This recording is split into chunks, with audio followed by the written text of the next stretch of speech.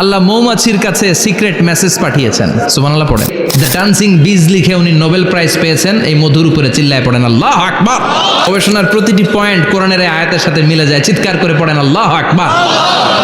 এই যে আমরা মধু খাই, এই মৌচাকের ভেতরে অন অ্যান অ্যাভারেজ অ্যারাউন্ড 60,000 মৌমাছি থাকে। তিন ভাগে, একটা হচ্ছে কুইন বি, একটা মেল বি, আর একটা হচ্ছে ওয়ার্কার বি। একটা থাকে রানী মৌমাছি, এর নেতৃত্বে সবাই চলে। আর একটা থাকে মেল বি, পুরুষ মৌমাছি, বংশ বাড়ানোর জন্য এদের কাজে লাগে। আর সব হচ্ছে ওয়ার্কার বি, সবাই কাজ করে। আল্লাহ বললেন সুম্মা কুলি মিন কুল্লি সামারাত ফাসলুকি সুবুলা রাব্বিকি যুলুলা। আল্লাহ সিক্রেট মেসেজ দিয়ে বললেন গাছের উপরে বাসাবাদ,